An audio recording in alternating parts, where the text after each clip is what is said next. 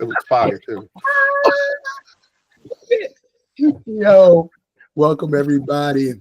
We are back. Everybody has a mic podcast. And Steve, of course, you got it, baby. I see it over there. Yeah, man. Yeah, still got bad sound quality. So, no, it sounds actually really right there. Hey, man. Zach told me I need to do better. But go ahead.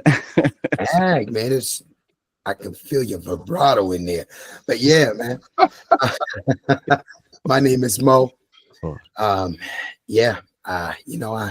do some fitness stuff, and a DJ.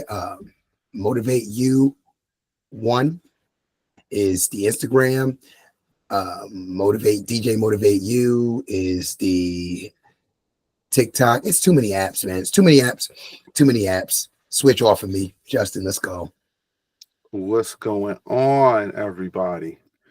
It's your boy JT Malone, aka the man formerly known as the sneaker consultant, aka the man formerly known as Freak Nasty, aka the East Coast legend.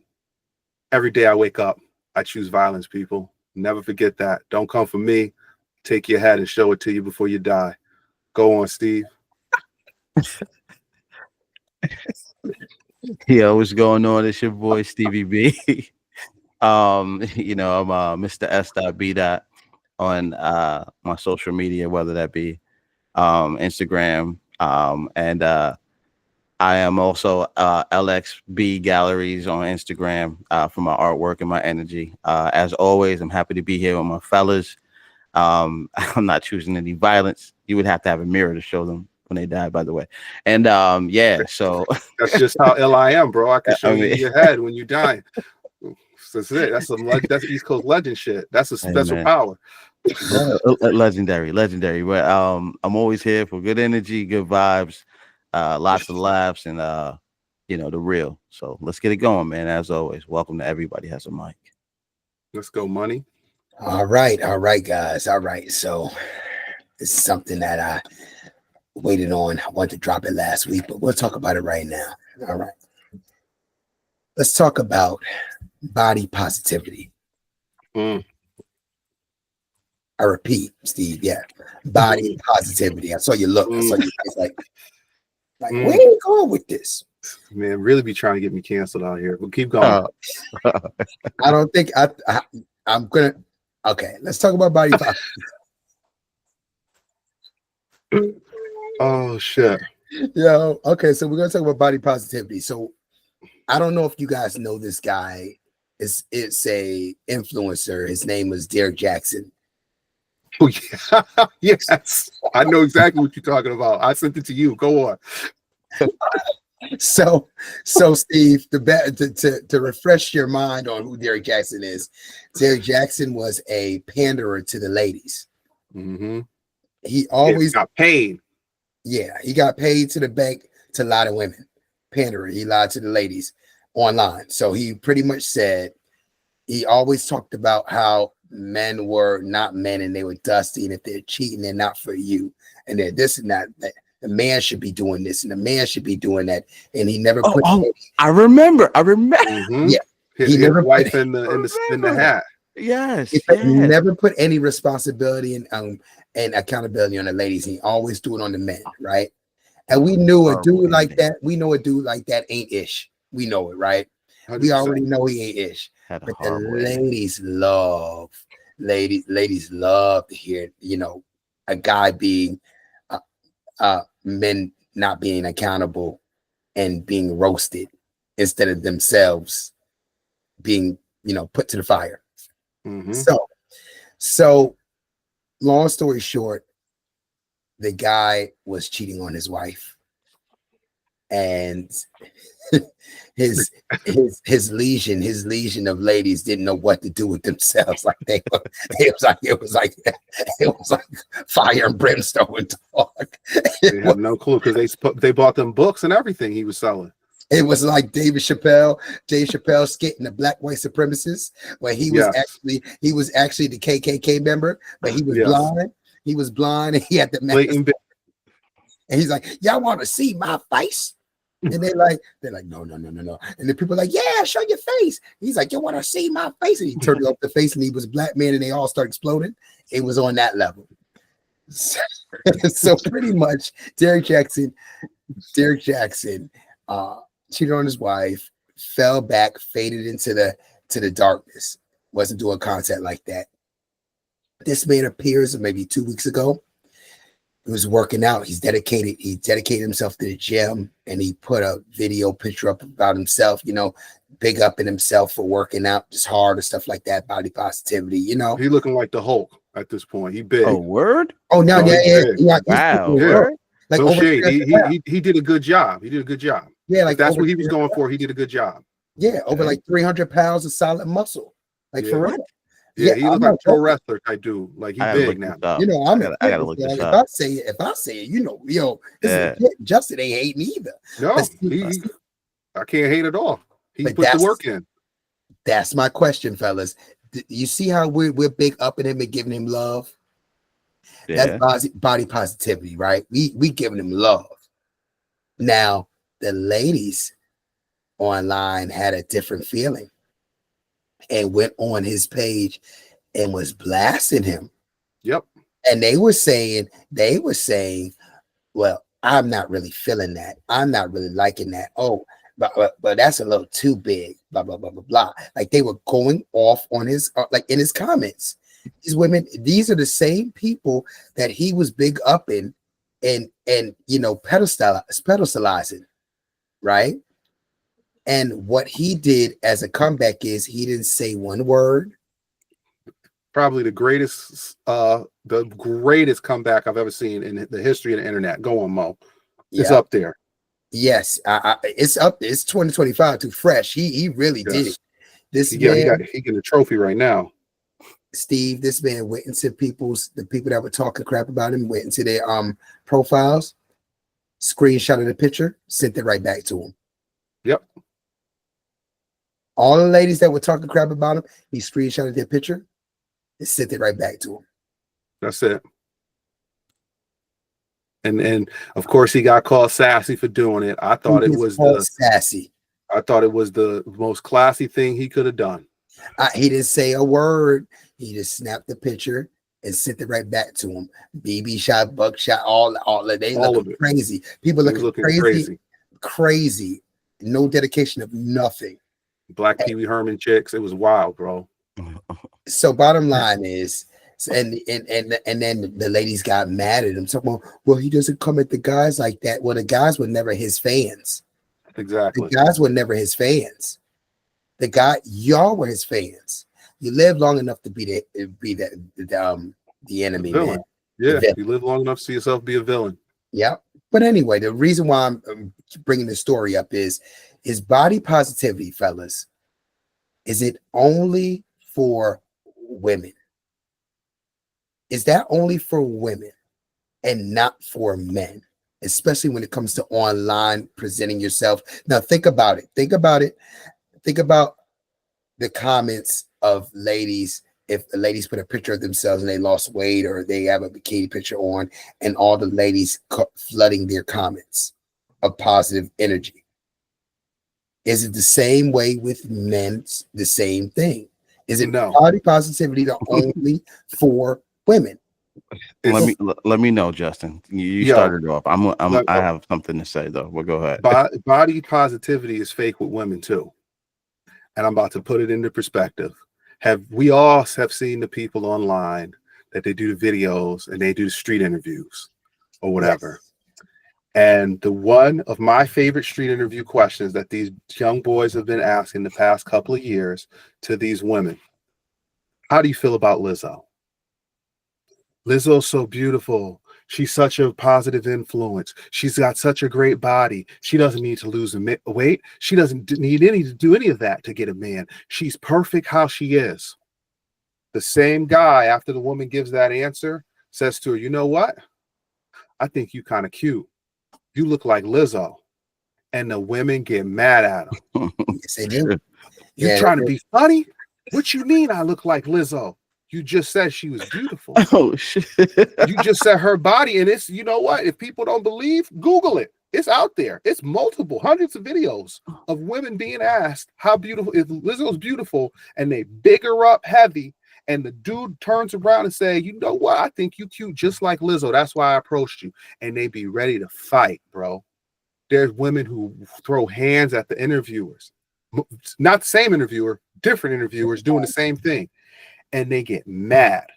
So women are phony when it comes to body positivity, when it comes towards another woman. Men, on the other hand, men, I mean, not for nothing, most dudes don't really care about what another man's body looks like. I got fitness friends like Mo. I got friends that are overweight and have always been overweight. It don't make me know, never mind what any other dude is doing with their body. The dude, Darren Jackson or whatever his name, I seen him. I was like, oh shit, this dude really been hitting the gym. You're like, good for him. Like, you know, I like to see that. I like to see somebody show through a body transformation as a dude that is possible. Another example. Remember, Dave Chappelle was skinny as hell. Yeah. He disappeared when they said he was smoking crack in Africa, which nobody goes to fucking Africa to smoke crack. And I'm just gotta put that out there, white people, because I know y'all was the ones who was believing that stupid shit. The man was from outside of DC. He could have went straight to outside of Howard University and bought some crack. He didn't have to go to Africa. Cut the bullshit. Y'all niggas believe everything they tell you on the media. Dave Chappelle didn't go to Africa to smoke crack. What he did do was he got his mind right and he started working out and he got his body right at the same time. And he came back and he was Diesel. Guess what? Don't nobody remember skinny Dave Chappelle no more, because Dave Chappelle is walking around and he's in shape. He got muscles now. That's the Dave Chappelle we all know. The funniness didn't go away, but he worked on himself. Yeah. People, men, respect that because we know the level of dedication it takes to get your body to look like an action figure. Like, it takes a whole lot.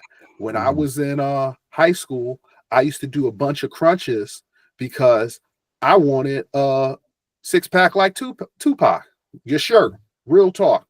Like, wanted a six-pack like Tupac. Why? Every girl, every time I went to their house, they had a picture of Tupac on their wall. I got to get a six-pack if I want some play. I got that six-pack when I was 17 years old. I had that six-pack for all of 1 year. Because I got to college, I lost it. The point is I had it. And when I had it, none of my friends hated on me for having a six-pack. No hate. Everybody knew that for me to get that six-pack, I had to have been doing something extra besides just going to track practice every day. And, you know, and that what I was doing every night before bed, 100 crunches to the front, 100 to the right, 100 to the left, leg lifts, leg raises, some lunges, take a shower, go to bed every night. Sunday through Sunday, that's what I was doing. Monday through Thursday, running track practice. I remember when our track meets were. I think they were Saturday for indoor track. I was running. I was doing this workout or whatever. And, you know, I just wanted to go to track practice, not even gonna hold you, and lift my shirt up and have the girls go crazy. It happened my senior year. I was completed as a young man at that point. But none of the other dudes on the team hated on me.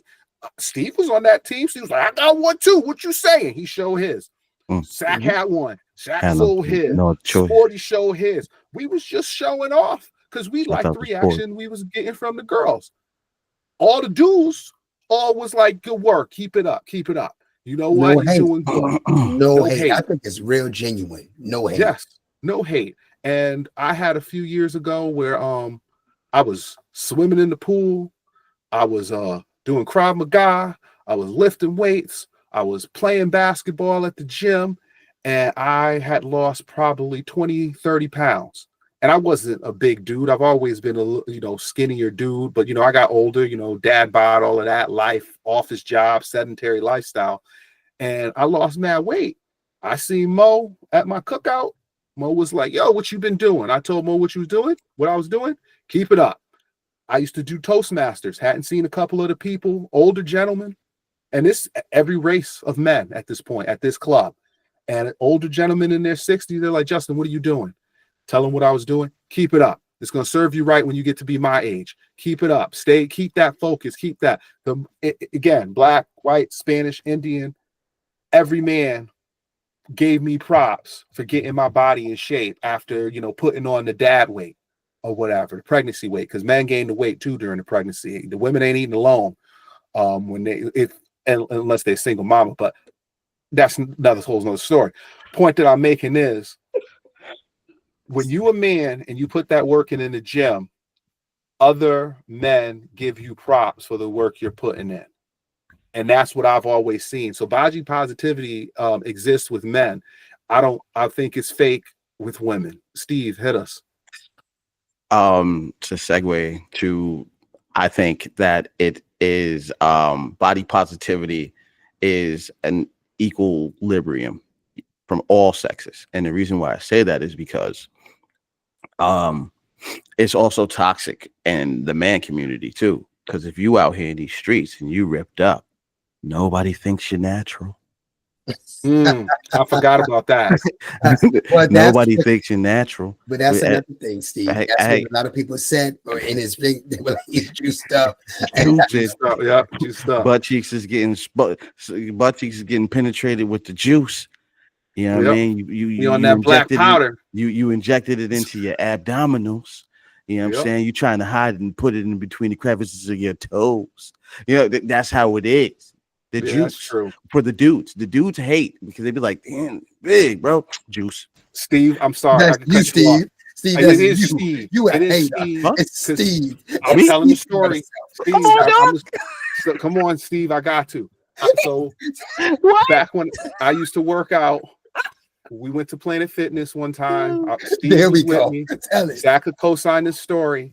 We went to Planet Fitness. We seen a dude we hadn't seen from high school for probably 5-10 years at this point. He was skinny the last time I seen him. Steve was like, "Is that so-and-so over there? That dude's skinny as hell." We walk over to dude. I see him every day at the gym. I'm like, "Nah, he always here. He stay working out." We walk over and Steve's like, "Yo, what's going on, baby?" We in the gym on the floor lifting weights. Steve is like, "Come on, bro. You looking a little too cut up. You on that juice." And the dude was like, "Stop it, Steve. Don't do that. Don't do that." Steve's like, "Nah, baby, nah, nah. I remember you from high school, dude. You was too skinny. You on that juice." And the dude was like looking around and he's like, "All right, I did a cycle so that I could get my body looking right. But I got the muscles now. I don't do it no more." So Steve is right. He a hater. That's why he can talk about the juice. I'm not a hater. That's why he's not a hater. That's why he's a hater. He's talking about himself. Come on, dog. He's talking about himself right now. In the peak, you know what I'm saying? You already know, and they're saying that like weightlifting and all sort of stuff like that, playing football, it was something that we had to do. The creatine. They used to make us take the creatine. For some unknown reason, I don't know why I was just not educated enough to put that creatine in water or some kind of juice. I was taking this spoonfuls and eating it. Yeah, I witnessed him. Him doing it, y'all. Crazy. He was taking that thing and talking to his face. I was disgusting. Pause. Absolutely. That's absolutely insane. Pause to that. But that being said, you know what I mean? Like, and did it rock off? You know what I mean? It worked. I was ripped or whatever the case may be. I won state championship, you know what I mean, in the squat, weighing under 145 pounds. I was putting up almost 400 pounds. You know what I'm saying? Like I was there. I mean, a track champion. Yeah, he was a cross champion. That's what I was saying last week about you. Like you was nice. Like nobody was ever hated on you, but you hate on people when they got not big. I'm not hating. You know what I'm saying? It's not hate. It's not hate. It's just a scenario where we see it. We see it. Bro, there's no way, and that's where the body positivity thing is, right? Because with the women, and body positivity is dangerous, right? Because there was a bunch of influencers that were bigger people that were doing their body positivity vibe. You know what I'm saying? And I got no problem with the BBWs. But that being said, they end up dying. You know what I'm saying? Heart attack here. This person died because of that, and they were body positivity, right? So the thing is, it's about the work that you put in. You know what I'm saying? It's about the work that you put in, the dedication to your body. That is the positive energy. It's the negative vibes from the women that will talk bad about a bigger woman, but then see this plus size model chick that's thicker than the Snicker, getting all this love, and then they regular because they're not putting in the same work or whatever the case may be, or you get these really fit women or just really fit dudes. You know what I mean? Power lifters, and we all know somebody. We know we all know professionals. You know what I'm saying? We know dudes that have been, eating a certain amount of protein before they do the go and do the whole competitions. And we know and have known people that put in the work and work hard to show off and showcase their bodies. An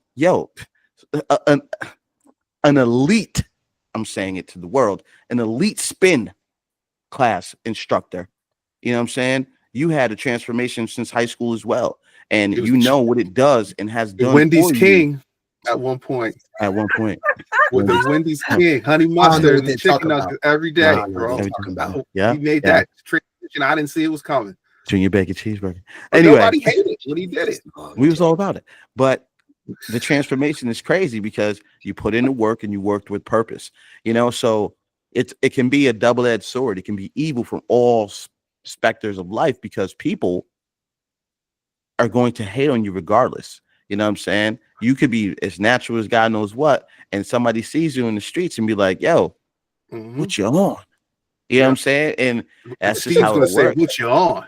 Hey, yo, me, more money. Me, you, and Kay got a group chat on Instagram, and you know what I mean. We post them, and is he natural? Yeah, you know what I'm saying. What about the Liver King? That dude looked crazy. They always ask me these questions, y'all. They be like, yo, natural. Nah, and me, I'm always gonna say natural, man. I'm always gonna say natural, and it starts a whole ish storm because these cats, you know, good at their way, not natural, bro. So I'm like, why you ask me that, man? I said he natural. Dudes be taking the shots in the butt cheeks. But anyway, that's how I feel about it. Women are, negative in the sense to where they will talk bad about a chick, and it's as far as like how big a woman's butt is, you know what I'm saying, or how her hips are, or we ain't gonna get on the BBL. That we ain't gonna start that. I can't That's just say the BBL. This is me off. Yeah, we ain't gonna go that route. But and how big a woman's breasts are in comparison to hers, and all this other stuff. And they may say, well, this woman looks amazing, and how come I can't look like that? Or they feel so ashamed of whatever their body looks like, and they go under the knife. You know what I'm saying? And going under the knife is the equivalent to dudes taking steroids, taking the juice, like 100%. But hey, I'm wrapping it up. That was a solid statement, Mo. But my intrigue is, how do you feel about it being in the industry?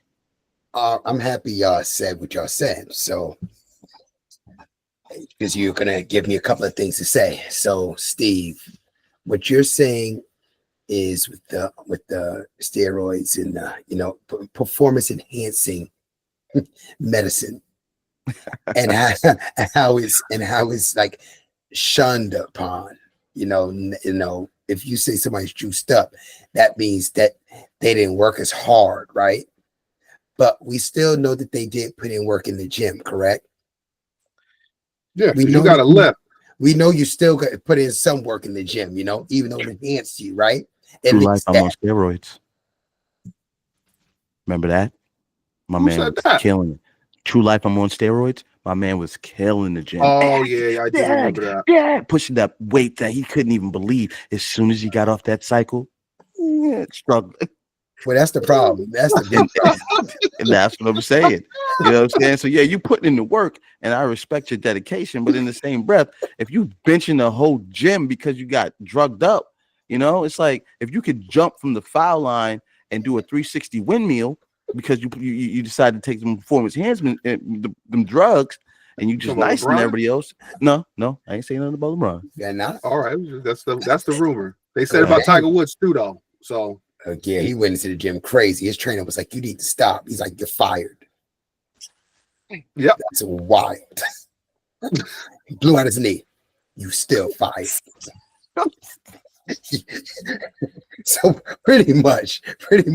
So reason why I brought up the juice again is because the equivalent to juice now is shunned upon by some guys now. Well, our generation of guys, but now Ozempic Ozempic is Ozempic now for ladies. Reverse juice.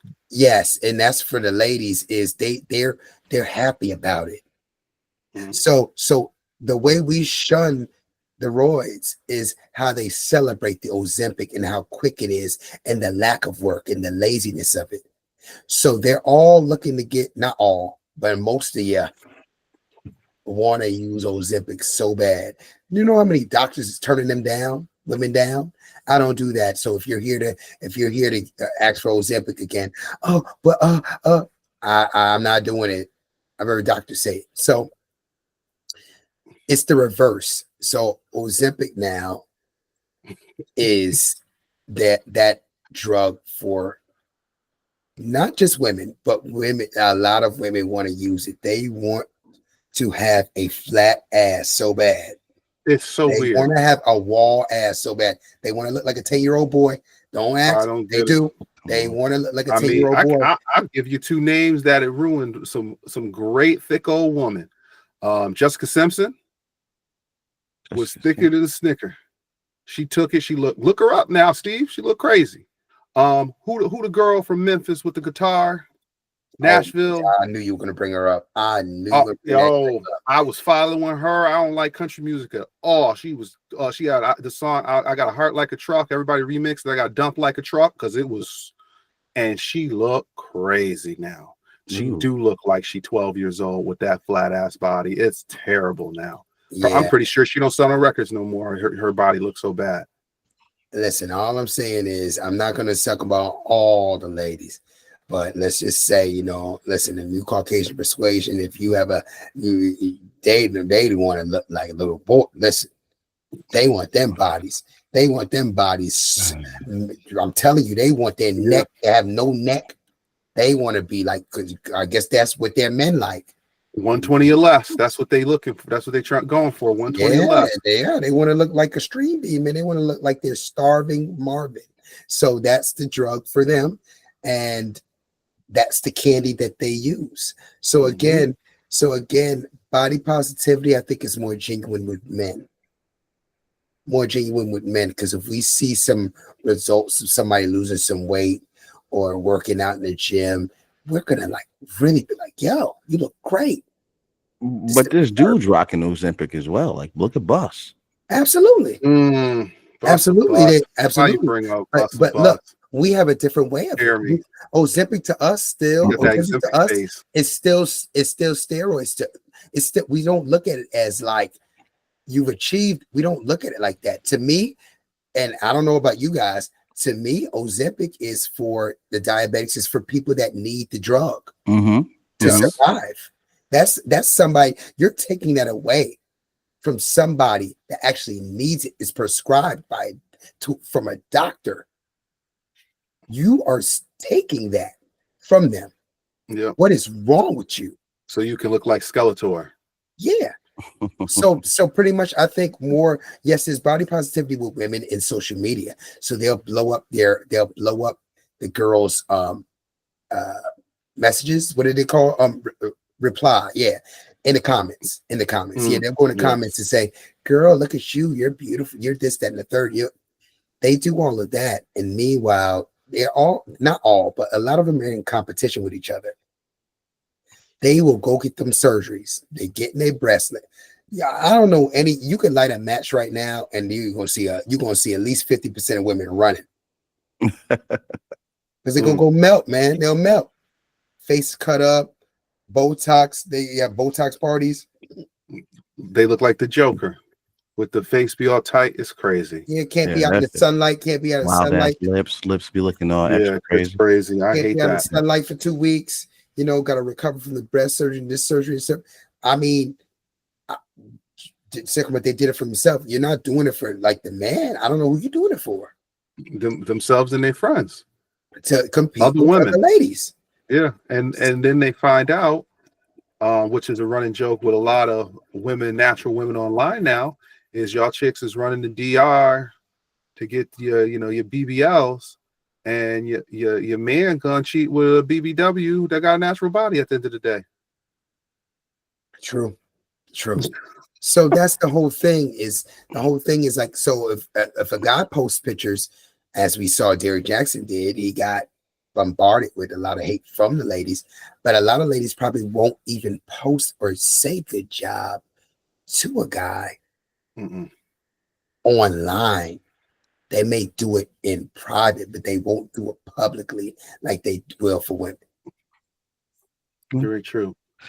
Again, it's all good either way, but in fitness, as far as I know, it's all about, when it comes to the lady side, it's all about the quick fix and not really working that hard. There are some women that really want to put in the work, but it's rare and few in percentages nowadays compared to the quick fixers.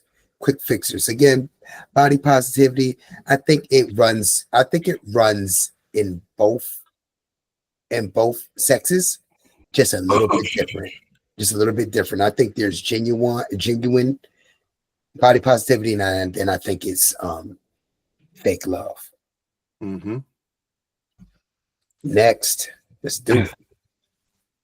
Justin, you want me to go next, or you why go not? next. Why not? Yeah. I'll close out. I am my topic this week is a simple word, and I want to know what it means to, you guys, as well as myself, because obviously I'm going to tell my spiel, but also the audience, anyone that has anything to say. Intimacy. What does intimacy mean to you? And I'm intrigued to hear, the thoughts behind intimacy, and what kind of intimacy do you need in your life and in your relationships? Whether that be friendships, whether that be, personal, like what, girlfriend, husband, wife, whatever the case may be. What does intimacy truly mean to you? And how are you appeased by the intimacy that you either receive or want to receive? Let's shoot it over to you, Mo. Let's go. All right. Steve, that is actually a great question. Intimacy. All right. Intimacy to me has to do with your connection, almost like your conversational connection. How much are you allowed to share with that person? A lot of people hold back who they are or the things that are going on in their life because they don't feel not connected with the person. They don't feel they can share how they really feel about certain things and about life with the person. So intimacy to me is being able to lay back, sit back on the couch, watch TV or anything like that, and just literally really talk with somebody. Talk about how you really feeling, what's really going on. Somebody that you can bounce ideas off of, suggestions with, somebody to really roll with you and really be there with you, regardless of how they may feel about it. They're going to listen to you, and they're not listening to respond. They're listening to you. They actually genuinely care about you. That intimacy of being together. And, and that you could find, I think, more in a friendship. I don't even know if a relationship, I think a lot of relationships don't have intimacy on that level. I don't think a lot of relationships, if you can find a relationship like that, that's a beautiful thing where you can actually really talk with somebody and that person be your right hand, like your rib, like somebody that can really be down for you and be like, yo, you know what? I got this idea about this. How about if you go about it like this? You actually share your day with them. A lot of times you go in, you come back home, you may not want to even talk about your day or nothing. You want to just make sure this is like this is like this, and you keep it in your head. You keep all your thoughts in your head. Somebody you can really just talk with. And that to me is like true intimacy. Like that connection, they'll know you and how you feeling, how you're doing before you even say anything. That connection of to this deep. My mom said back when my father and her years before I was even born, but he would call her work, and she would know that man was calling. This is before cell phones, and you can look at the phone and see what the number was. This is the work phone. She could feel the ring. She knew the ring and how the ring was. It said that was him. And sure enough, somebody picked up the phone, it was him. Like that type of connection. It's a deep connection. So yeah, that to me is what intimacy is. Somebody like you're connected. You're really connected, and you can vibe and really talk with this person and feel secure, and they will not weaponize what you're saying for a future anything, a future disagreement or anything like that. They'll never weaponize anything you're saying, but somebody you can really rely on and just be with and chill with. But that's what it is to me. Justin, what do you got? You know, I don't really know. Yeah, be 100 or whatever. Because you know, I'm at a point where times are different at this point in my life. You know, I got kids. So I kind of forgot what it is. See, so the era, so that's totally different. I'm speaking of as somebody that is single, right? Yeah. And you're speaking as somebody that has kids and has his marriage. It's totally different. Yeah. Well, you know, I mean, you know, just like you said, just chilling in the vibe is a big part of it. You know, me, I'm a heavy weed smoker. That's how I unwind. That's how I deal with this hostile, harsh world that we live in, and all the, you know, decisions and things I have to make throughout the day. That's how I unwind. Some people like a beer. Some people like some wine. You know, some people like a little meth. I go with marijuana. The point is, like, if I could sit down and smoke a joint with you, chill out, like you said, talk about life, everything that's crazy going on in the world, what the future's gonna be, how it could be bright, where it's going, how we gonna get there together, what vehicle we taking to get there, you know, when we get there, what the place is gonna look like. That's like true intimacy to me. Part of the problem that I personally have at this point in my life, you know, you said never gets weaponized. I weaponize stuff now, bro.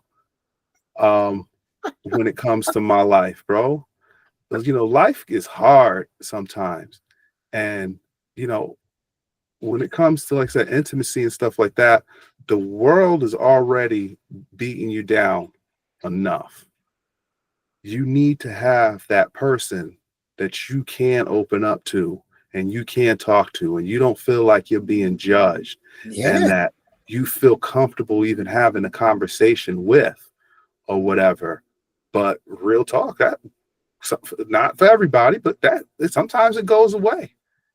And the opposite to me of intimacy is resentment. It's a thin line between being intimate with somebody and resenting them.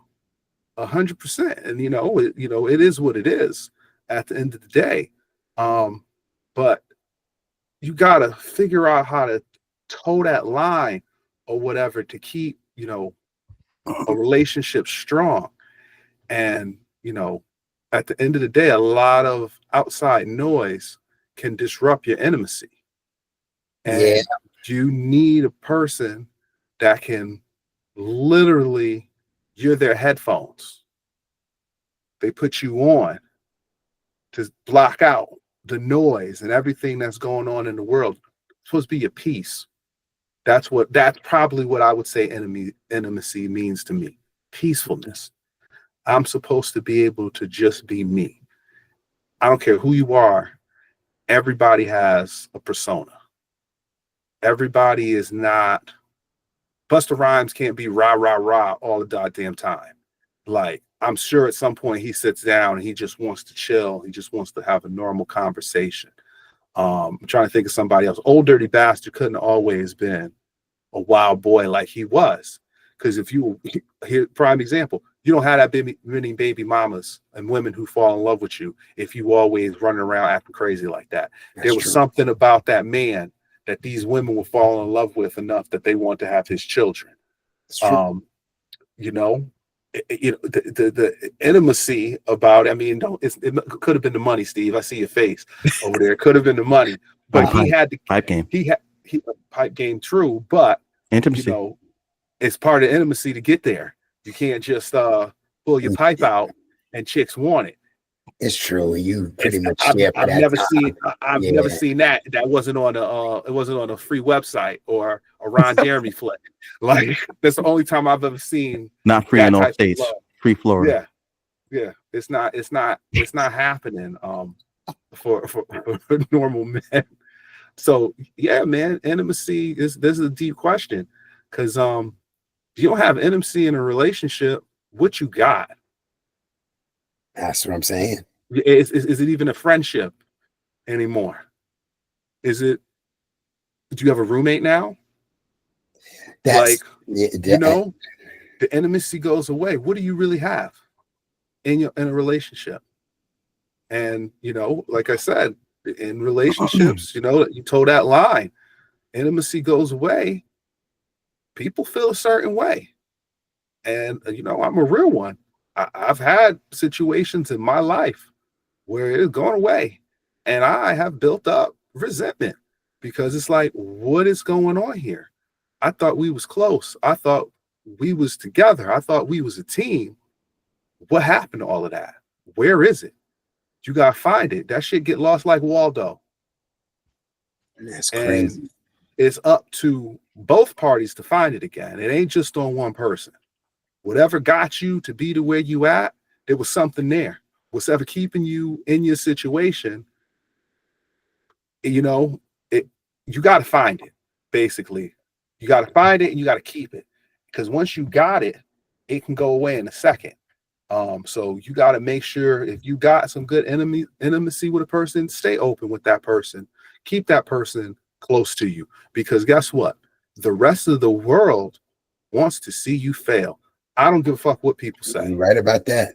It is very few people around you that want to see you succeed in life. It's haters in your own family. I mean, who's the boxer? The dude Bud. His own mama was a hater.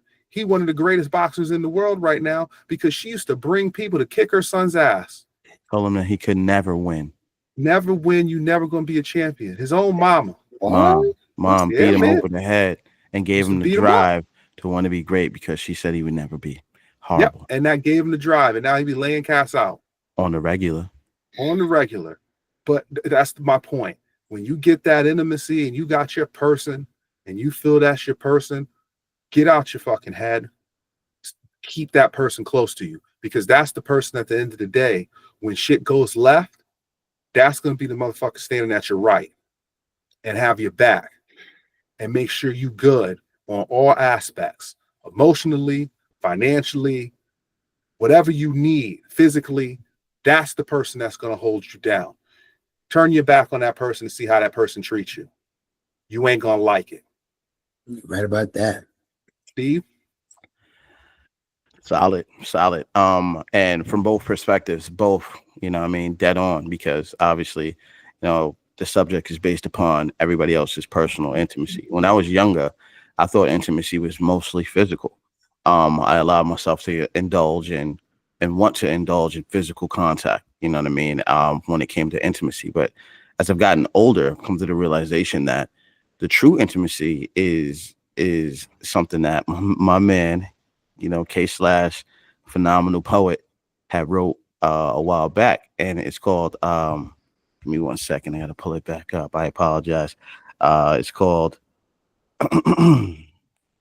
oral sex. And oh wow, I forgot all about that.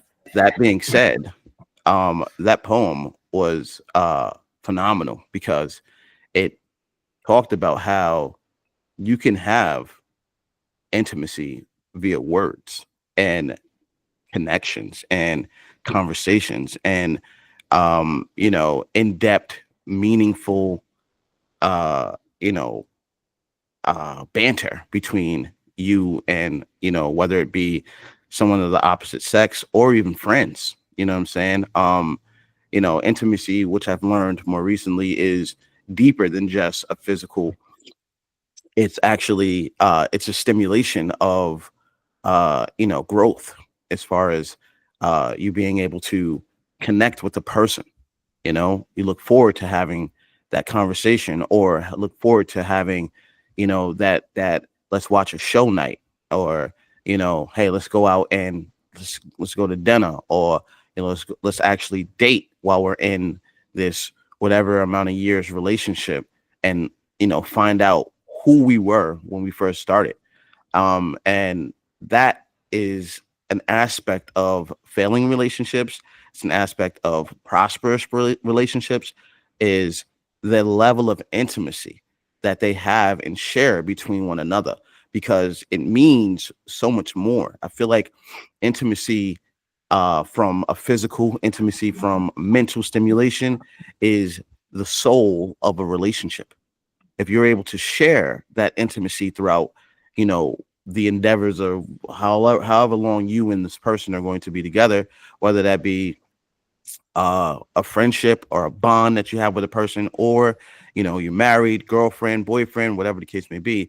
If you're able to share a high level of intimacy throughout your relationship, the relationship has no other choice but to prosper, because you're growing from a physical, growing from a mental, and you're growing from just the indulging yourself in a person.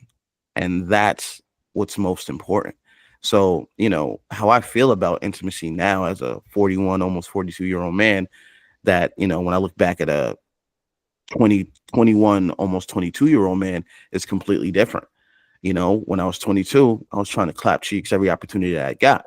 Now that, I'm 41, I'm trying to actually sit down and watch a show and chill. Whenever I got. Not necessarily after the show. But we watch a show and hang out and be with, this partner that, the intimacy actually means something. Justin, you wild for that. You know what I mean? Netflix and chill. So, but exactly. That being said, that being said, intimacy isn't a game, and it's something that you need to have in order for you to grow close to whatever individual that you decide to, have around you, whether it be from a true intimacy or just friendship. It's very, very, very important. I agree. I agree as well. But but now I'm thinking about it, like, I think a lot of like ladies run away from intimacy, especially like single in 2025, like right now. Like, I don't think they're trying to give to themselves. They're trying to give less. Like, like they're like very like scared of that. The way we're speaking, I could be wrong, but I mean, I'm not talking about G-clap, and I'm just thinking like, I know. I'm talking about more making the connection, opening up, making a connection. Kids do have something to do with it, though. You know what I'm saying? Kids definitely take a lot out of a relationship and those levels of intimacy, but you have to be able to. Women. I'm talking about single women, dog. Women got kids. Single women have kids, man. A lot of single women got kids. I ain't talking about them. Okay. All right. Y'all talk about that. Let me be clear. You talking about these unicorns out here? Maybe never mind. These unicorns. Oh man, I ain't gonna R. Kelly me. So I ain't heard of that. Age isn't me. Yeah. So all I'm saying is the ladies that I'm talking about, the kidless ones, I think it's hard for them to have intimacy, even though a lot of them want a guy that's emotionally intelligent. Oh my Lord, emotionally intelligent, emotional this, emotional that. And I'm like, why can't the guy just actually be intelligent? Why do you got to put that emotion in it? Bro, I had to do projects. I had to read the book. I can't remember the name of the name of the author of the book, Goldman or something. I read the emotional intelligence book for grad school because I wanted to go to my brother's wedding. And the professor was like, yo, you missed this class, you're going to fail. And I was like, well, I missed my brother's wedding. We got to be able to work something out. And he was like, okay, read the book, Emotional Intelligence, write me a 5-page paper on it, on emotional intelligence. So I've read the book cover to cover.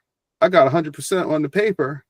And somehow being emotional intelligent still ain't enough. It's not. It's not. So It's literally, always.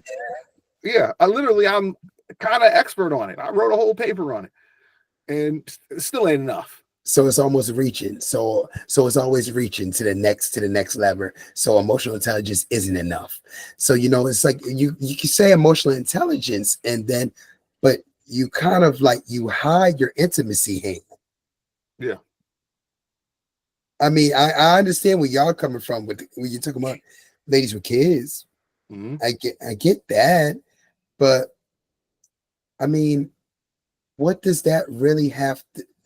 No, you know what? I'm gonna go there.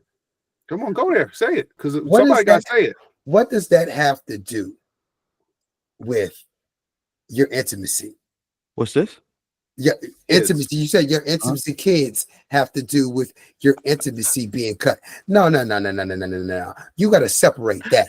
You got to separate that. Yeah, you got to separate that. It's true. And that's like okay. I'm not hating on postpartum. I'm not. Let's say this one more time. I'm not hating on postpartum. And men go through it too. You seen homeboys say that. Yep. But do you give your boss at work? Thank you. Postpartum. Thank you. Do you give them that energy? No. So you turning stuff on and off. I don't like that. Oh man. Thank you. Go for it. Say it. Right there, I didn't know he was going there, but yeah. That's kind of crazy. Now you talking about postpartum. Now this is postpartum and everything's weaponized. Now everything's a word. Everything's a word now. Postpartum, right? Now again, I'm not saying that you don't have it. I'm saying you turn it off when you go into work. Your boss don't get that. But then when you come home, that husband getting that postpartum and all that energy, keep the same damn energy at work. Hey, I hate to be devil's advocate. Please. There's technically speaking, there's no baby at work. You know what I'm saying? And so, the baby is a part of the postpartum because they have such a strong connection to the baby that when the baby is upset or they can't figure out what's wrong with the baby, and she feels like it's a lot. I know Justin's always like, where's the rainbows? I was just about to say, it go Rainbow Steve. But that's kind of it's different, man. That's all I am saying. It's different. So my point is, Steve. If you love somebody, you just can't love them on Monday, Tuesday, and then turn it off on Wednesday and Thursday and go back to loving them on Friday. Come on, dog. Mm-hmm. Like you can't. Yeah, you can't. You love somebody. You genuinely love somebody, right? Yeah. If you love somebody on Monday, Tuesday, that's conditional. That ain't unconditional. Only people who get unconditional loves is dogs, babies. That's it. Only person ever going to give you unconditional love is your mama. That's it. That's it. That's a fact. But and again, and then not trying to do the whole devil's advocate thing, but we as men don't know what it's like for our hormones to be changed and all the other stuff that they go through, which is different.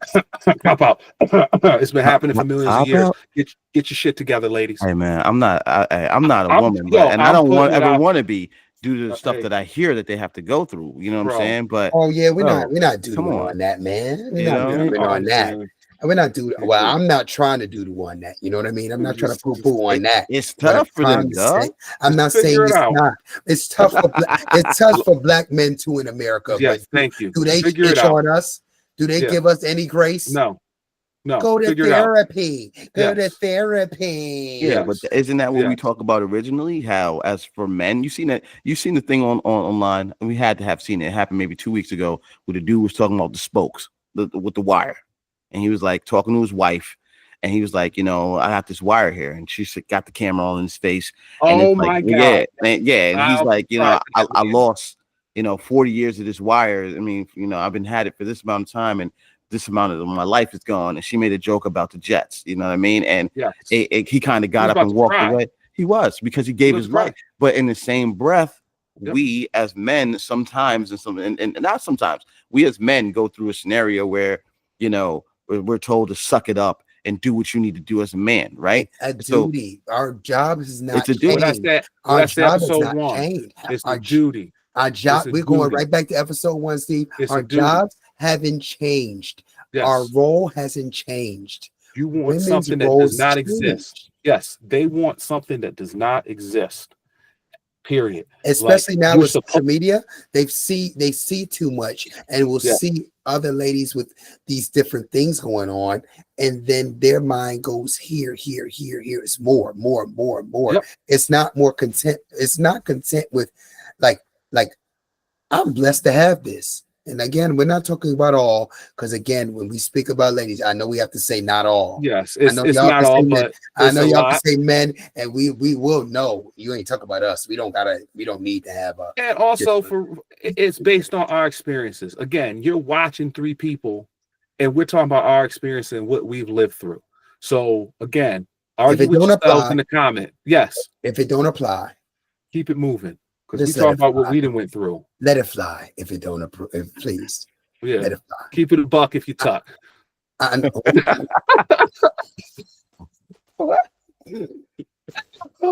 But Steve, I hear you. We're not saying it's not hard for ladies. See, that's the thing. We're just throwing a little accountability on them, like we would throw on us. You ever see those And it's videos where hard. the dude he pulls like the drape off of it? It's like accountability. The 3 women won't touch it. I'm like, no. Oh Yeah. Yeah. That's crazy. And you're not playing. You were trying to. You're not playing devil's advocate. Like you're not trying to defend them. But I get what you're saying. But when we're throwing that accountability out there like that, even you are like, wait, but wait, because that's what we're Darren used to Jackson doing. asked. Yeah, we're used to doing that. We're Yeah, used to doing that and trying to make them a soft. Like those aren't the ladies. These aren't our mamas, dog. No, they're not. I dated a girl once that loved Steve, because she was like, I like how when you guys have conversations, he's always like the voice of reason. I was like, yeah, because he always excuse my language. But I told her this. I said, yeah, he always saying some bitch ass shit. That's why. No, man, it ain't got nothing to do with bitch ass shit. I'm messing with you, but that's what I said to her. Yeah, like, come on, man. I don't know, man. But you know what the thing is, Steve? You know what though? I do get messages. People like, I like Steve and what he's got to say. I said, I bet you do. Mm-hmm. Oh, Darren Jackson. Yo, man, you already know when I graduated high school, man, I was the most friendliest guy in the school, man. So I see things from all types of perspectives. You know what I'm saying? That was I got a long class time pessimist, ago. sir. So, there you go. So we are on like opposite sides. I'm like, that's why we're cool. Do it. And I'm right in the middle, fair. And I'm right in the middle, fair. And it's like no emotion. Like it's either left or right, and I'm cool either way. I'm with you. But you know what? I respect it. But that was good. That was good. That was a good question. I appreciate you, man. Justin, it's on you, brother. All right, last question of the evening. I've been coming with the serious questions, and I got a serious one tonight. This may be a longer episode. We may not even get to after hours with this question. So, as we all know, Big Daddy Guns is back in office.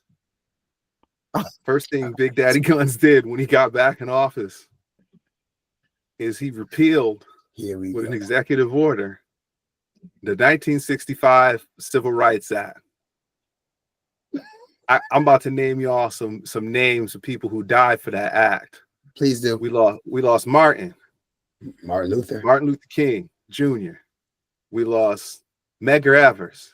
Yes, we did. We lost Malcolm X. That's right. the little girls in the bombing in the church. Oh yeah, As wow. them crazy people was bombing churches, and they bombed that church to teach black people to stay in their place and stop asking for equal rights.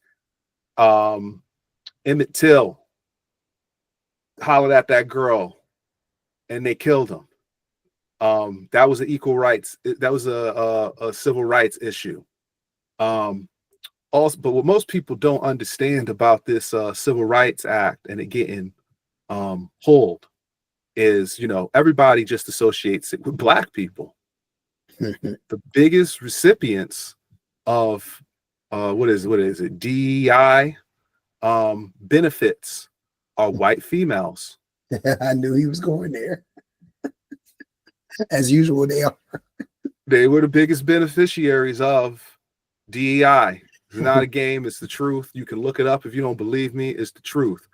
But there are a slew of others that have come into this country since people who look like us, men who look like us, were getting their heads busted open to get rights for everybody. And they came in and they called the same people who got them their rights and was able to help them get immigration status to even come to this country lazy bums, listening to the white majority talk crazy about us.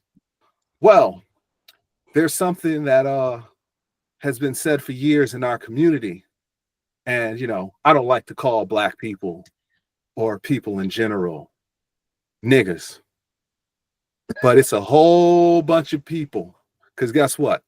You don't have to be black to be a nigga. There we go. I'm happy you said it.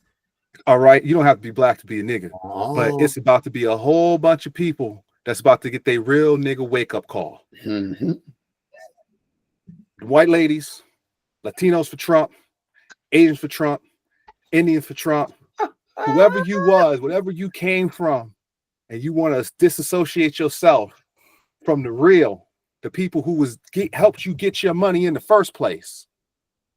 Guess what? Y'all all about to be niggas.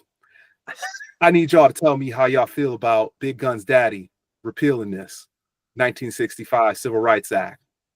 Steve, Yeah. let's go. Man, man, look,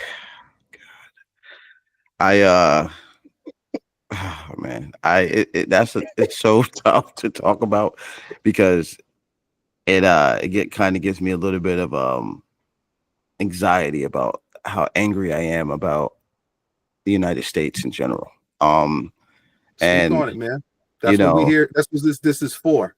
I genuinely feel that, you know, this place has, you know, there's so much pride for that flag, so much pride for, you know, this country, but you hear about all these other countries and, you know, and how they have like history and how they're, you know, rooted in, you know, themselves as far as countries.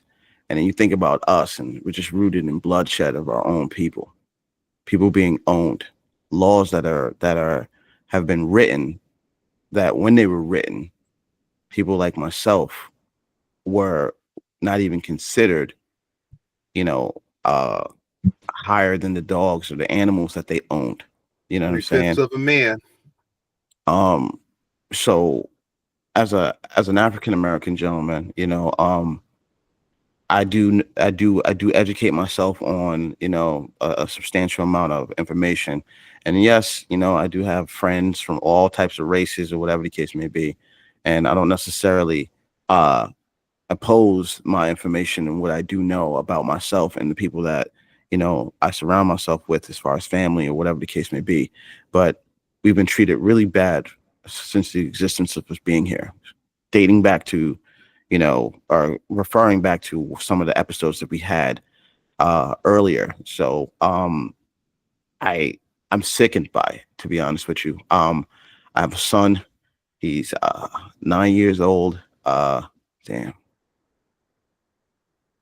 Yeah, he's 9 years old. I'm sorry, I'm so like torn by it, to be honest with you. And to have him tell me just this past weekend how scared he was when we were watching TV and there was a commercial about President Trump or whatever the case may be, and how he was scared that they were going to round up all the black people and kill us all. That's what he told me. That's what my little boy told me. Real Innocence. shit. Innocence. That's what my little boy told me this weekend. And I had to tell him, you know what, I'm here for you. Don't worry about it. Your mom is going to be here for you. We're all here for you. Don't think like that. We'll protect you, yada, yada, yada. But the simple fact that a 9-year-old kid is relating a person to being murdered, DEI, the simple fact that we have things like this in place. And like you said, Justin, the people that we lost because, you know, we were fighting for our rights, civil rights, whatever the case may be, and to have it abolished and to have all these people that did all this insane stuff for our capital all get that stuff wiped under the table day one. It's a scary time. And I genuinely don't like it. And I don't like the fact that people look at it from a blind eye and act like what's happening is okay. And yeah, man, you know, I just refer back to my boy telling me what he told me, and it infuriates me more than anyone knows. It infuriates me that we live in this time and we deal with the people that we deal with and how they still treat us bad.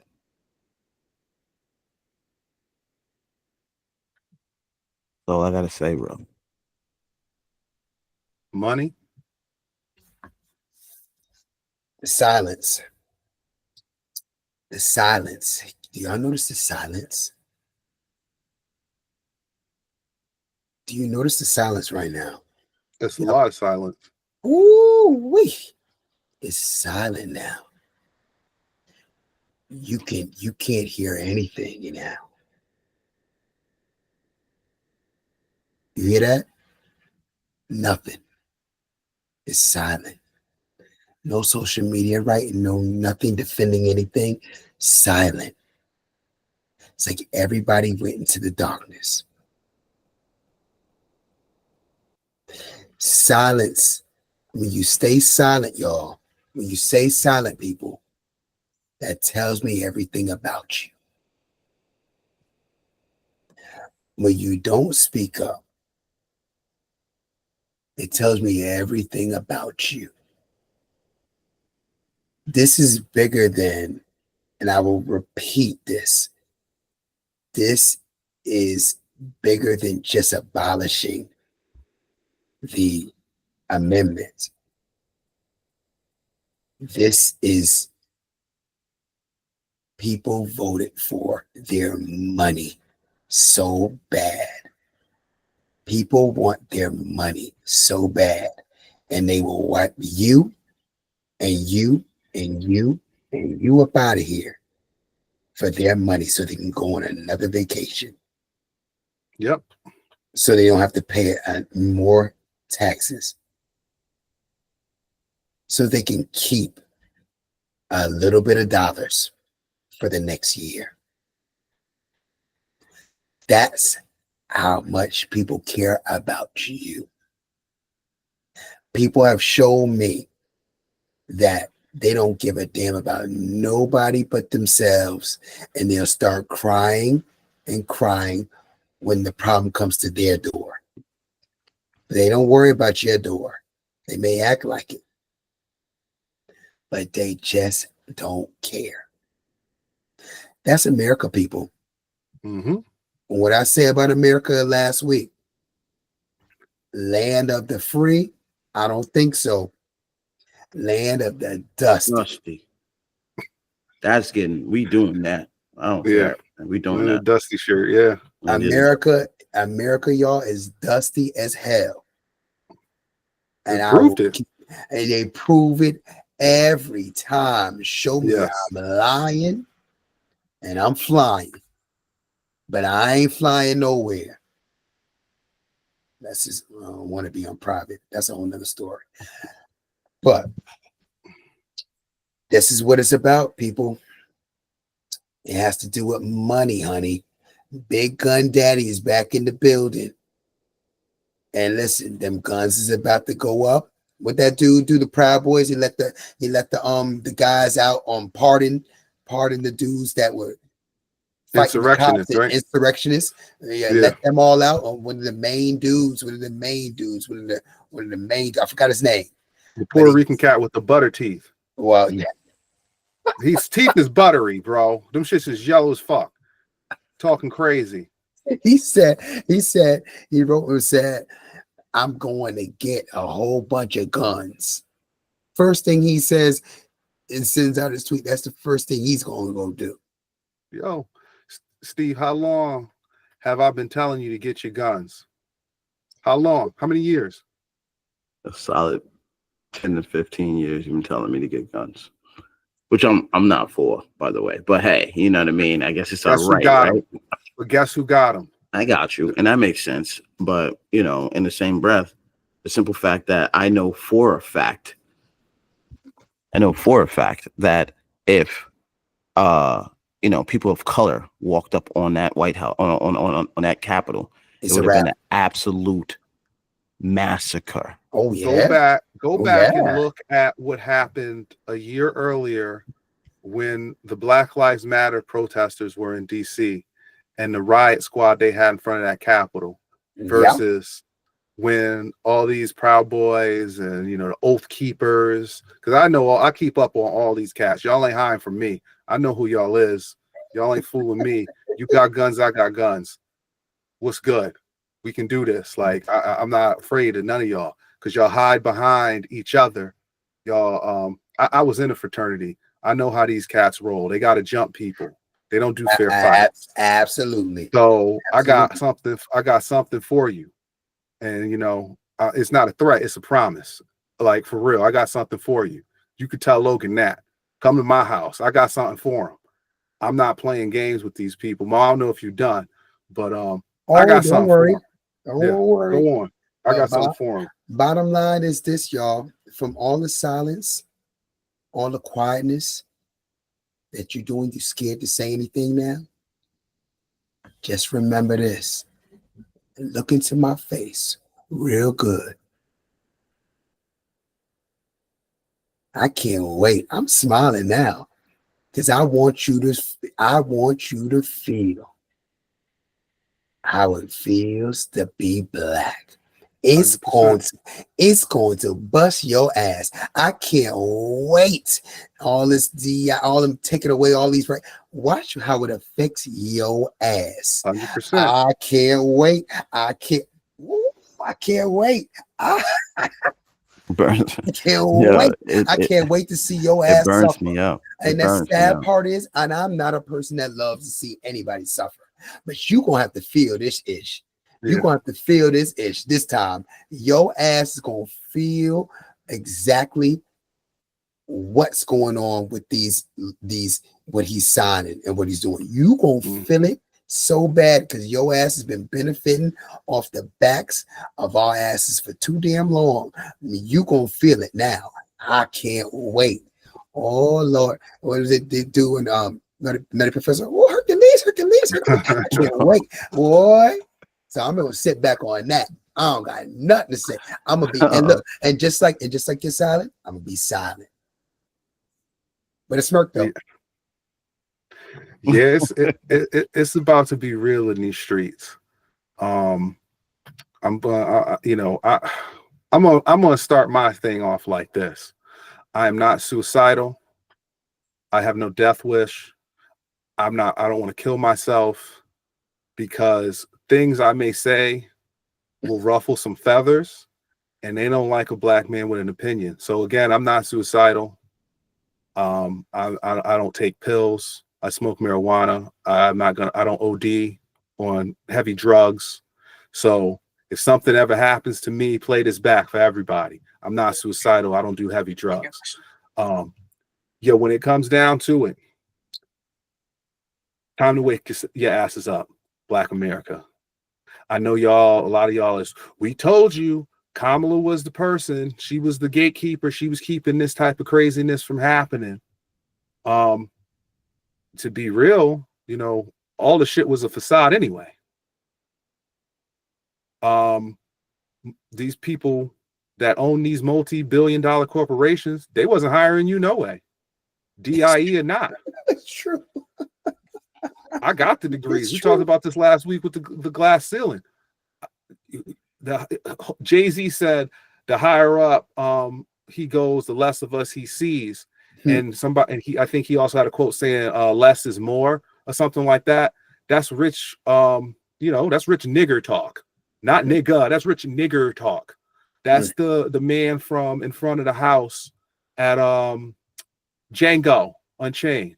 The lawn jockey. That's what my yes, the lawn jockey. The lawn jockey. The house Negro talk. He the worst of the worst. The lawn jockey boy. He ran out all the black cats. He's the lawn jockey's the worst, y'all. He keep the horses. He got the best job. The butler, lawn jockey. Them dudes telling you. He gonna tell master. He gonna tell master every time. And that's what I'm saying. So the people who they have always put in front of our faces with the success, these entertainers and all of them, they've been in the house, y'all. They've been in the house. They left us behind. They flash the money in the face of us all the time. They're the ones who tell you to vote for. They're the ones, and not everybody is, rocking with Trump. But I mean, we didn't see Snoop, we didn't see Nelly. I got this. We didn't see young Big Draco. Big Draco. I'm about to delete the Snoop energy. I'm about to get rid of all of his stuff. Yeah, I got so much Snoop stuff. He said it was what's the name? He said it was a crypto. It was Trump wasn't there. They put Trump's name on it. He wasn't there supposedly. I need proof. But he took. But no. But the pictures he took with the dudes that were there, the crypto dudes that were there with the MAGA ass with some Snoop's making something great again or something. It was crazy. He ruined himself, man. But that's my point. Just like Mo said, it's all about the money.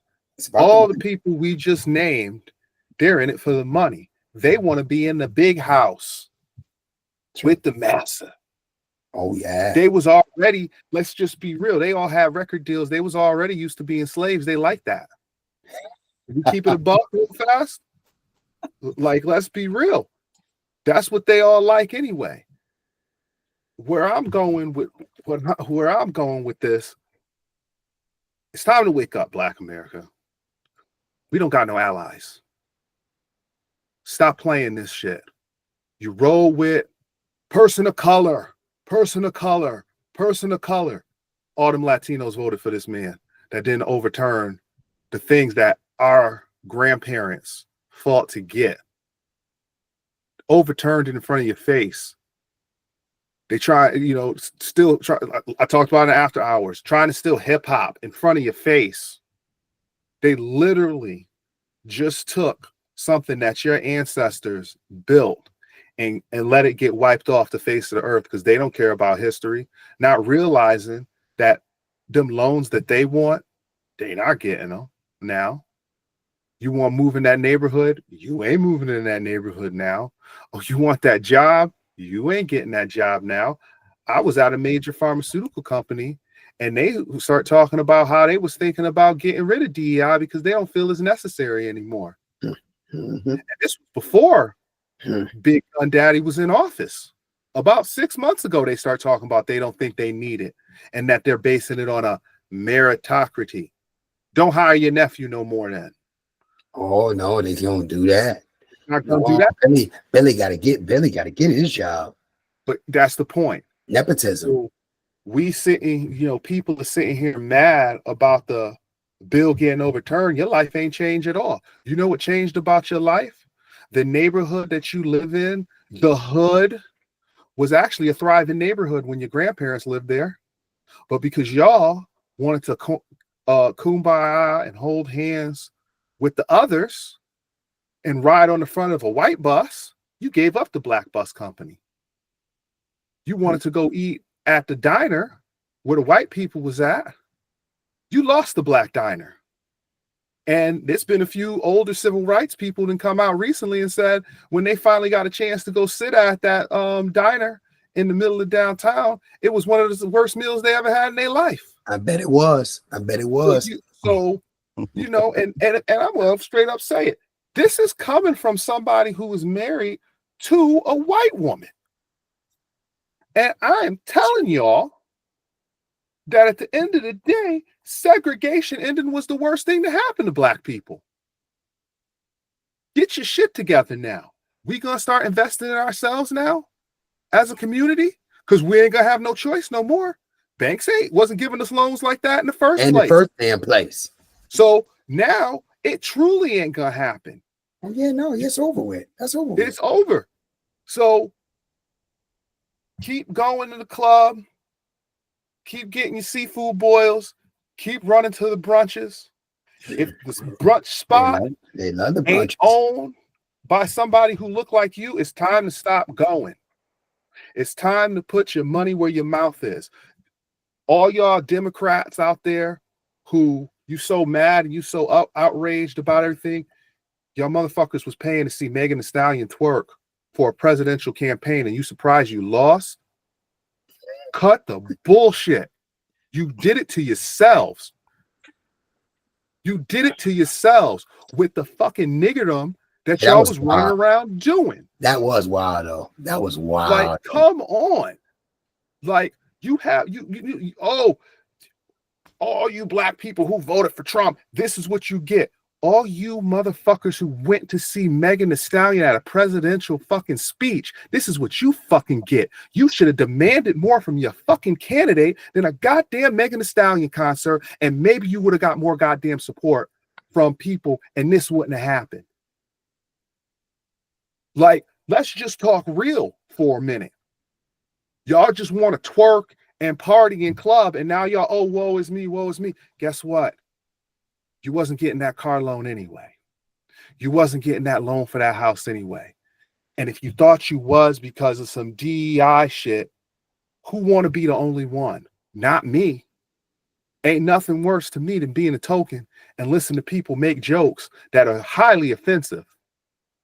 And you sit there and you say, do I say something and lose my job? Or do I sit here and act like I didn't hear the joke? Because all you motherfuckers that are sitting on the outside that never got in the goddamn building in the first place will call that same person that don't say nothing, you a sellout. You supposed to ride for the cause. So ride for the cause now. Invest in black businesses. Start a bank. Whoop. Whoop. Okay? Start a grocery store. Want to do that? Whoop. The resurrection of Black Wall Street, you thinking? Yeah, that's what it's time for. But start an auto body shop. This is what Justice talking about. Cars. It's time for us to take the greatness back because guess what? We lost all of that with that bill. So you can see it as being a bad thing. Get off the government's tit. It's time we do for ourselves. He's right. Period. As much as it sucks, as much as it's all, we don't like that this happened. We lost some of our greats in the process to get here. And, it hurts. It sucks. But at the same time, get your guns, get your money up because that's what time it is. Nobody's listening to you no more. People that have shown you ethnic group after ethnic group have come in this country and used, brother, where your brother? Where your brother? As soon as they get some money, oh, no, we don't mess with them. We don't mess with the brown folks. We don't mess with the black folks. They got all types of name for us. And all y'all will sit there and talk about it's cool. I'm even going to use Drake in this example. You literally bought a foreigner. Steve, you're making a face, but Kendrick already put you on the game about the man being a goddamn colonizer. That is a Jewish man from Canada who pretended to be black for over 10 years, and all of y'all motherfuckers went along with it. And then he start making songs talking about how he want to get whipped like an American slave. Okay? So, like I said, Steve, you made the face, but this man pretended to be one of us. Don't they always do that, though? You know what I'm saying? We let them. But that's the point. Yes, Circle we do. the wagons, Black America. The cookout is closed. Hey, what I do for work. Cookout's closed. I am in a bunch of stores or whatever the case may be, and I have yet to walk into an establishment that was owned by someone that looks like me. Right? Yep. So Circle you the don't see owners of gas stations, convenience stores. You don't see any of that stuff. But when I was, not when I was younger, but I hear my parents speak about how they used to go to the Brothers store out in Hempstead, Long Island. That was owned by, two black men that, brought whatever it was that they needed. They had a community. They had a number man. They had all this stuff that, Everything. The numbers was a black thing, and the government took that and turned it into the lotto. and Let's now they just be make real. That's true. billions of dollars off of it, because God Yes. knows people were out there in these streets spending that money, getting Time to that bring it seven back. and the dollar backups and all that other good stuff. But anyway, you know, I definitely get where you're coming from as far as we need to get together as a people. But there's so much crab in the barrel ass shit that happens. Fuck them, leave them behind. Yeah, we That's gotta it. eliminate That's him. We it. gotta eliminate him. Yo, He's right. Yo, that's it. Remember Bill Cosby about 20 years ago? Yeah, I'm gonna bring up Bill Cosby. People, he told me don't tell me don't talk about Bill Cosby. Not y'all, but people in the comments. Don't tell me, because Bill Cosby was saying real stuff. He was about 20, 30 years ago, and said that poor black people didn't hold up their end of the bargain for the civil rights era. People went and died to get these rights. He was absolutely correct, because now here we are, 50 years removed. They have removed it. And what y'all can do, what's y'all all y'all good at? Twerking, drinking, smoking, being ignorant on the gram, getting your ideas stolen by somebody who got a quarter of the talent you got, that then go and make millions of dollars and move to LA and get paid off your dances from TikTok. One of the girls, don't say it, Dave. I knew you could. I don't know her name. Okay, but I don't know her name. I don't know her But name one either. of the girls from our hometown was still in all the Yeah. dances, could barely dance. She got $1 million deal when she moved out to LA. The girl who was making those dances up still in the hood. Time to circle the wagon. It's time to dead all these celebrities. And I'm naming names. DL Hughley, you get deaded because you be riding the fucking dick of the Democrats too hard. Steve Harvey, you be riding the dick of the Democrats too hard. People who don't do nothing for your people, but they pay you to get us on board with the bullshit so they can bring over more immigrants to shit on us. It's time to circle the wagons. That's something that needs to stay in 2025. Black celebrities. Well, and their endorsements and their 24. Either way, 2024, 2025 for the future. We can't listen to these people anymore. They're about the money. It's always a cash grab for them. And at the end of the day, they're leaving a lot of us broken, destitute. And when I say a lot of us, I ain't talking about the people on this panel or our families. We are from successful Black families. Have been for years. This stuff ain't new to us. But to some of y'all don't got nothing. If you want to have something, it's time you start listening to people who got some goddamn sense, and not somebody waving a fucking rollie in your face all the goddamn time and talking about their new Rolls Royce. Circle the goddamn wagons, stack your money, come together, build something. Rick Ross had a song, Buy Back the Block, years ago. I don't know where Rossville is. I guess it was just a song. Because I ain't heard of is it in Atlanta? He bought it up? No, it's just that house that he got. You know, that's what I'm saying. Mansion he got, that one by himself. He didn't go buy up a little Haiti. No, actually, Dave Chappelle's the only person that actually bought his own. Is the only person out here buying up the block. Dave Chappelle, I went to his show. I don't have the date in front of me. I went to the show on January 15th, 2025. Dave Chappelle told stories about how he bought the block, and he basically brought his town with the money. The same Dave Chappelle that they said went to Africa to smoke crack. That don't sound like a crackhead move to me, buying up his whole fucking town. And Mike Epps. Mike Epps is in Indianapolis. He do it. But again, that's about Jay-Z had a song saying how he could have bought a building in Dumbo in Brooklyn. It wasn't even called Dumbo then. It was probably Crackhead Central. I don't know, because I'm not from Brooklyn, but I know it was burnt down, and them hipsters ran and bought it all, and now the same building is worth $10-20 million. Buy your shitty neighborhoods. Time to start buying $1,000 houses in Detroit, people. It's time to make something for ourselves. Logan is Steve's son. I don't mean to put your son's name on blast, but it is what it is. Logan's out here nervous as a young Black man. What y'all mature Black men gonna do to make sure this young Black man got a future?